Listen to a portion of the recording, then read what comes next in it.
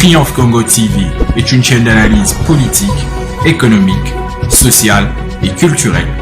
Congolais de partout, aimez votre chaîne, abonnez-vous, likez et activez la notification. Vous voulez la bonne information? Triomphe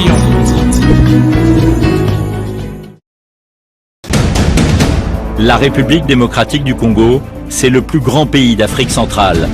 Un territoire équivalent à plus de 4 fois celui de la France métropolitaine.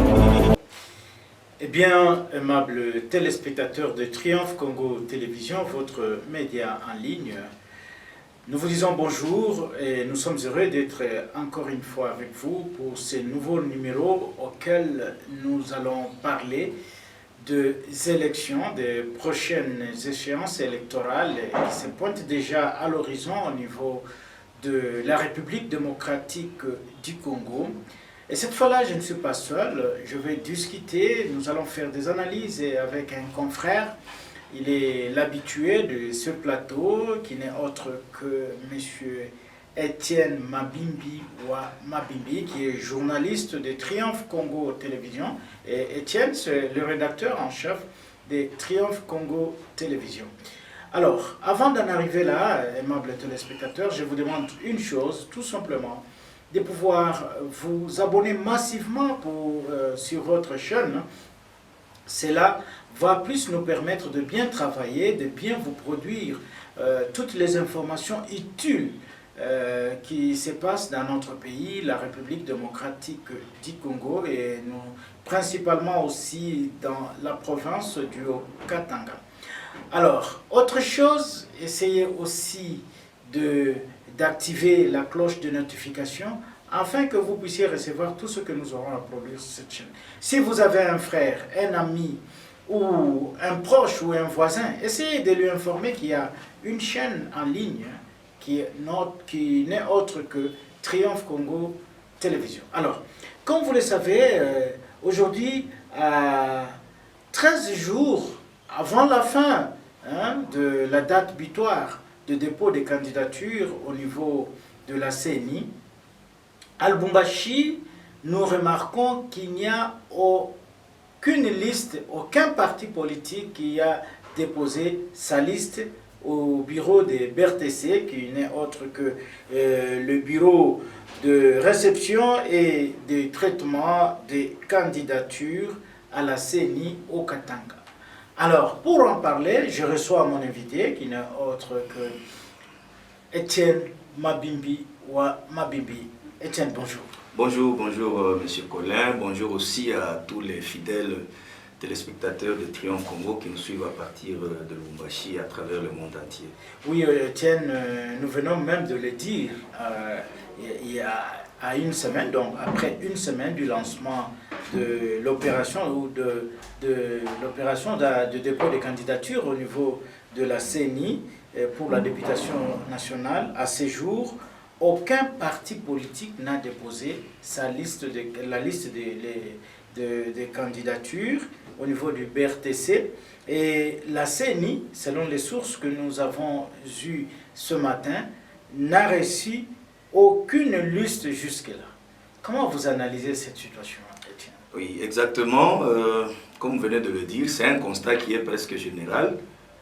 Si vous essayez un peu d'appeler les amis qui sont dans d'autres provinces en République démocratique du Congo, ils vous diront la même chose. Moi, je pense que le problème se situe au niveau de la machine électorale. Pourquoi? Parce qu'il y a ces candidats qui sont de l'Union sacrée et les autres qui sont de l'opposition ou de la société civile ou les indépendants. Mais jusqu'à présent, comme vous venez de faire ce constat, vous allez vous rendre compte qu'il y a un problème au niveau d'abord de la machine électorale, même si la CENI a convoqué l'électorat depuis ce 25 juin qui est passé. Les candidats n'ont qu'à exécuter pendant plus ou moins 3 semaines pour permettre à la CENI de convoquer aussi le 2 août pour les candidats à la députation provinciale. Oui, mais on parle qu'il y a une procédure, le retrait des formulaires par exemple, parce que nous nous sommes renseignés, selon une source proche de la CENI au Katanga, il y a certains membres de partis politiques qui passent pour le retrait Des formulaires. Oui, Oui, et d'autres disent pouvoir s'enregistrer à partir de l'Internet, du web, du site de la CENI. Mais qu'est-ce qui fait que, est-ce qu'il y a cette hésitation? Est-ce que, parce que du côté de la CENI, on craint aussi qu'il y ait engouement vers la fin. Est-ce que c'est parce qu'il y a des conditions que les partis politiques, certains partis politiques ont donné au président de la CENI qui fait que les autres ne viennent pas vraiment avec enthousiasme? À vrai dire, comme la CENI avait convoqué l'électorat déjà pour la députation nationale, moi je pense que ceux-là qui traînent encore les pas, ce sont les membres des partis politiques qui doivent déposer leur liste au sein de la CENI pour permettre à la CENI d'identifier que dans tel regroupement politique, tel parti politique a aligné tel candidat à la députation nationale. Mais jusque-là, le problème maintenant se pose au niveau des partis politiques qui traînent les pas. Voilà, on ne sait pas, la raison c'est laquelle. Parce que chaque parti politique a déjà aligné ses propres candidats dans un regroupement politique donné. Nous avons vu récemment la sortie d'un regroupement ici, au niveau du bâtiment 30 juin, c'était la semaine passée, où il y a eu un engouement, plusieurs partis politiques qui étaient au sein de ce parti, qui ont même présenté certains candidats là-bas. Donc le problème pour le moment se situe au niveau des partis politiques qui traînent les pas pour présenter leur liste des candidats au sein de la CENI, parce que les portes de la CENI sont ouvertes. Mais on parle, vous dites que le problème c'est aux partis politiques d'aller déposer les listes. Mais les mêmes partis politiques, certains posent plusieurs conditions. Par exemple, notamment la révision du fichier, donc l'audit du fichier électoral.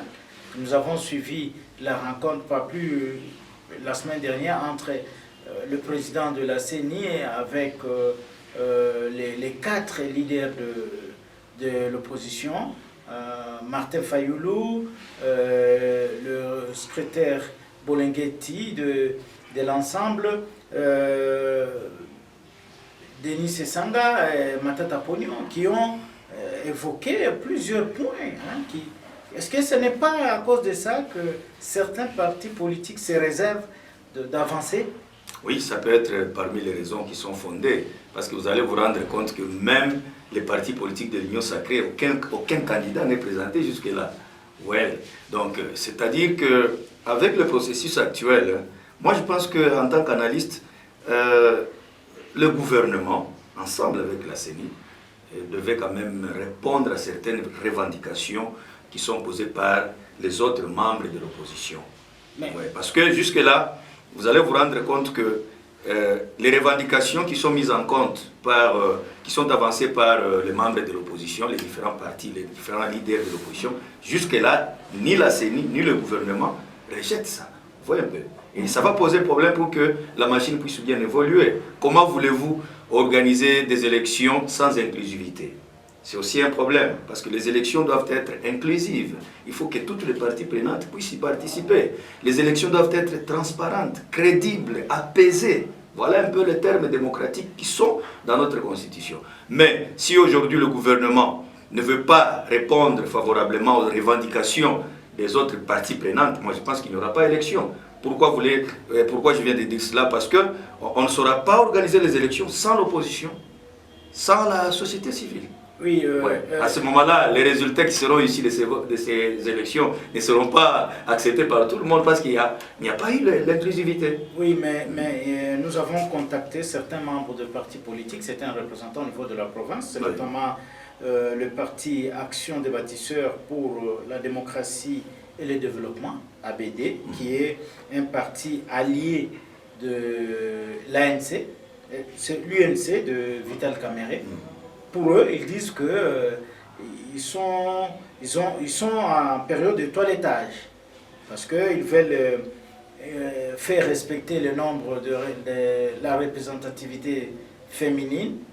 C'est monsieur... Au sein de leur parti, oui, cette fois-là. Arcel Mukendi qui confirme qu'il est le secrétaire permanent de l'ABD au niveau de la fédération du Haut-Katanga, qui confirme qu'eux vont déposer la liste prochainement, donc peut-être la semaine prochaine. Mais est-ce que cela suffit? Cela ne suffit pas. Pourquoi je le dis? Parce que jusqu'à présent, si vous essayez un peu de voir le fichier électoral qui est mis en doute, avec le président Kadima qui l'a audité pendant 3 jours et puis il a dit que tout va bien, maintenant on peut aller. Mais le même fichier électoral qui a été édité par la CENI, audité plutôt par la CENI, est contesté. Donc il y a des failles, il y a des irrégularités, des petites irrégularités qu'il ne faut pas négliger. Parce que lorsqu'on néglige certaines irrégularités, vous allez vous rendre compte que l'Union sacrée ne sera pas à mesure maintenant d'organiser les élections. Quand je parle de l'Union sacrée, je vois le gouvernement. Sacrée, oui. Nous voyons du côté de l'UDPS, oui, qui est le parti au pouvoir, qui compte déposer, c'est-à-dire qui compte aligner 500 candidats à tous les niveaux. Oui. Alors, de leur côté, nous avons essayé de contacter M. Adalbert Loulou, qui est le vice-président fédéral ici à Lubumbashi. Lui dira que les dossiers de candidature pour l'UDPS sont prêts. Sauf qu'ils sont aussi en train de chercher à faire le toilettage avant d'envoyer au secrétaire général de l'UDPS. Est-ce que, si je comprends bien, là, nous avons parlé des ABD, qui est un parti de l'Union sacrée, et l'UDPS. Est-ce que, s'il arrivait que c'est seulement ces plateformes qui déposent, qui aient leur candidature, est-ce que la CENI peut organiser les élections? Non, selon la loi électorale et selon même la Constitution, ça ne sera pas possible. Pourquoi je le dis? Pour des raisons d'inclusivité. Les élections doivent être inclusives. Quand on parle de l'inclusivité... Qu'est-ce que vous voulez dire par inclusivité? C'est-à-dire que toutes les parties prenantes, que ce soit le membre de l'Union sacrée, que ce soit le membre de l'opposition, que ce soit ceux de la société civile, puissent tous être représentés. D'abord au sein des organes qui appuient la démocratie, entre autres la CENI, qui est une institution d'appui à la démocratie. Là-bas, on ne peut pas parler seulement des membres de l'Union sacrée. Il faut qu'il y ait les représentants de la société civile, il faut qu'il y ait les représentants de l'opposition et notamment ceux du pouvoir. Voyez un peu. Et si aujourd'hui on arrivait à déposer les listes, par exemple, seulement de 500 candidats de l'UDPS, ou ceux d'accepter les revendications, parce que nous courons derrière le temps. Imaginez, nous sommes déjà... C'est la CENI ou bien c'est... D'abord le gouvernement. Parce que c'est le gouvernement qui organise, qui donne le moyen à la CENI pour organiser les élections. Oui, vous parlez du gouvernement. Oui. Il y a Adolphe Monsito qui a rencontré le président de la CENI, pas plus loin que ce lundi. Il a évoqué la question de l'enrôlement du parti Est, donc de la partie Est qui est occupée par les rebelles du M23, Massissi, Calais et consorts. Et il évoque aussi le problème de financement de ces élections qui sont estimées à la hauteur de 500 millions de dollars. Alors là, vous voyez maintenant, si et seulement si la CENI n'a pas reçu des fonds alloués de la part du gouvernement pour organiser les élections, mais pourquoi M. Kadim avait dit que tout est bien fait et là nous allons maintenant convoquer l'électorat? Pourquoi convoquer l'électorat pendant que la CENI n'a pas encore de moyens? Mais on parle de 100 millions que le gouvernement c'est-à-dire, dès lors que M. Kadima a convoqué l'électorat pour la députation nationale, cela sous-entend qu'il a reçu les moyens nécessaires pour le faire. Et aujourd'hui, nous parlons encore de la carte d'identité. Ils ont commencé ça à partir d'hier. Vous voyez là. Comment ça va se passer? C'est là où on ne comprend pas. Moi, je pense qu'il fallait d'abord prioriser les élections qui pointent à l'horizon. Et après les élections, passer à une autre opération d'identification des Congolais pour octroyer les cartes d'identité. Mais quand on veut mêler les deux à la fois, vous voyez un peu là où nous allons. Est-ce qu'en amont, faut-il d'abord avoir identifié les Congolais, donc la population, et après organiser les élections? Ou bien qu'est-ce qui vient avant? Non, avant tout, il fallait identifier la population, qui est Congolais et qui ne l'est pas, et après maintenant organiser les élections. Mais là, comme les élections devraient se dérouler dans le délai constitutionnel, on a d'abord enrôlé la population. Et il y a d'autres zones jusque-là qui ne sont pas... Non, là, je parle par rapport à la carte d'identité. Par rapport à la carte d'identité, moi je pense qu'il fallait commencer d'abord par la carte d'identité et après passer à la carte d'électeur, par exemple. Bon, en voyant les opérations comme elles sont en train d'évoluer sur terrain, est-ce que peut-on parler d'un glissement? Pas exactement. Peut-on prévoir? Pas exactement, parce que j'ai suivi récemment son Excellence Monsieur le Président de la République qui a dit que les élections auront bel et bien lieu dans le délai constitutionnel. Donc il est censé respecter cela.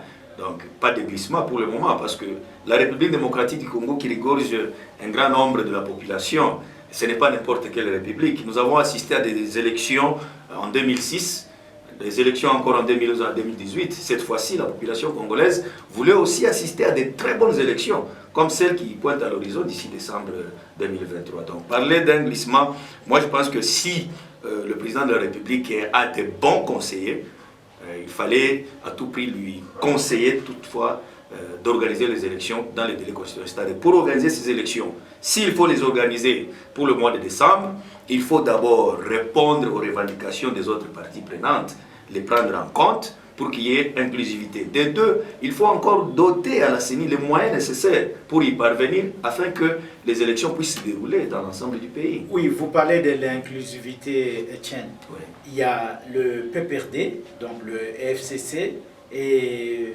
les CID de Martin Fayoulou qui traînent le pas, qui se disent déjà qu'ils ne vont pas participer à ces élections. Quelle peut être la conséquence de ça?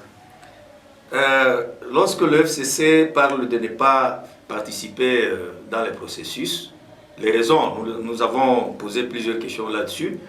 Vous allez entendre parler que non, le fichier électoral n'est pas bon, presque les mêmes raisons qui sont avancées par d'autres candidats de l'opposition, en l'occurrence Martin Fayoulou, qui s'est dit, moi je me retire d'abord de la course parce que le fichier n'est pas bon. Il y a Adolphe Mouzito également qui vient de le dire. Donc vous allez vous rendre compte que l'avantage, bien sûr, mais il n'y a pas tellement d'avantages. Et les conséquences, s'il n'y a pas d'avantage, quelles sont les conséquences? S'il n'y a pas d'élection dans les délais constitutionnels. Non, je ne dis pas qu'il n'y aurait pas d'élection. Je dis le fait que le FCC et les autres qui sont en dehors, oui, qui sont membres de l'opposition, vraiment les partis clés de l'opposition, eux ne vont pas participer. Est-ce que ces élections seront aussi considérées? Il y aura une certaine crédibilité? Il n'y aura pas de crédibilité. Moi, je pense que pour ne pas arriver aux conséquences, il serait mieux que et le gouvernement, et la CENI, et l'opposition, et la société civile puissent être ensemble autour d'une table, parce que nous courons derrière le temps. Et s'il faut encore se tirailler en ce moment, vous allez vous rendre compte qu'il n'y aura pas élection. Et s'il n'y aura pas élection, là, vous allez nous amener à dire à monsieur le président de démissionner parce qu'il a dépassé son délai constitutionnel. Oui, avant d'en arriver là, oui. S'il arrivait que le président organise les élections par un forcing, c'est-à-dire il appelle les gens à venir participer, déposer vos candidatures, cela refuse, et lui, en tant que garant de l'unité et de garant de la nation, il organise avec l'union sacrée. Il organise avec... oui, mais... Qu'est-ce qu'il peut Seul faire? avec l'union sacrée. Mais qu'est-ce qu'il peut faire? Avec les partis Mais quel est le rôle de la communauté internationale dans ce cas-là? Moi, je pense que la communauté internationale maintenant doit s'impliquer pour qu'il y ait élection, pour qu'il y ait représentativité de toutes les parties prenantes. On ne peut pas laisser au président de la République organiser les élections seul parce que les autres ne veulent pas venir. Non, si les autres ne veulent pas venir, il faut chercher le pourquoi. Pourquoi ils ne veulent pas venir? Qu'est-ce qu'ils revendiquent? Ils revendiquent ça. Mais les FCC refusent. Mais c'est ça. Si du moins les revendications qui sont prises en compte par le FCC seraient acceptées par le pouvoir, moi je pense que le FCC va entrer dans le train. De la même manière que Martin Fayoulou avec cité. Et les autres, vous voyez un peu.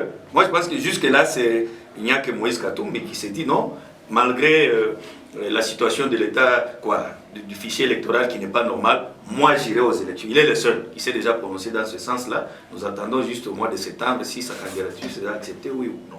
Vous voyez un peu. Donc, moi je pense que pour le moment, il serait mieux que les autres parties prenantes puissent intégrer, mais à une seule condition, qu'ils puissent être autour d'une table, pour l'intérêt de la nation et non pour les intérêts égoïstes. Oui, toutefois, nous devons retenir une phrase qu'a prononcée le président de la CENI, qui a dit qu'il n'y aura pas de prolongation quant à cette opération de dépôt des candidatures. candidatures. Oui. Alors, il revient maintenant aux partis politiques de comprendre les jeux, de saisir à bon pour... De comprendre les jeux, bien sûr, mais nous sommes des Congolais, nous devons dialoguer, nous devons parler entre nous. Qu'est-ce qui ne va pas pour l'intérêt du peuple?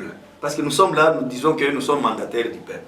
Mais si nous sommes réellement des vrais Congolais, quand il y a des problèmes comme ça, c'est le moment d'être ensemble, appeler les membres du gouvernement. Est-ce qu'on peut se retrouver même pour 2 jours, 3 jours? Vous essayez de discuter, trouver un climat d'entente, un terrain d'entente pour l'intérêt de la nation.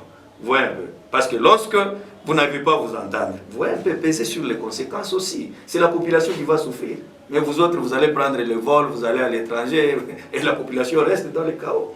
Vous voyez un peu. Moi, je pense qu'il est temps, pour le moment, que toutes les parties prenantes puissent se concerter seulement et chercher à trouver les voies et moyens pour faire sortir de cette crise. Donc, si je vous comprends bien, Étienne, ce que vous voulez dire, nous restons aux aguets, nous restons... Donc, oui, nous restons en train d'observer les leaders politiques. Il en va de leur intérêt, aussi de l'intérêt de la nation. C'est le moment où jamais qu'ils doivent être ensemble. Essayer un peu de discuter qu'est-ce qui ne va pas. Nous voulons la réforme de la CENI. Ok, s'il faut réformer la CENI, c'est très simple. Ça n'a pas commencé aujourd'hui. Non, ça ne peut pas prendre beaucoup de temps. Parce qu'en 2006, les mêmes postes qui étaient réservés à l'opposition ont été octroyés à l'opposition. En 2011 également. En 2018, on a fait la même chose, mais pourquoi en 2023 ça doit changer? Pourquoi? C'est question seulement de dire, ok, au niveau de la CENI, le président est de la société civile, que nous dit la loi électorale? Par exemple, le vice-président doit provenir du pouvoir en place. Et après ça, le questeur viendra de l'opposition. Et c'est tout, il n'y a que des noms qui doivent entrer et sortir. Pourquoi ne pas privilégier l'intérêt de la paix pour la nation, mais vous voulez toujours vous octroyer les parts de responsabilité du pouvoir pour faire souffrir la population inutilement? Donc ils doivent être vigilants, ils doivent être aussi conséquents.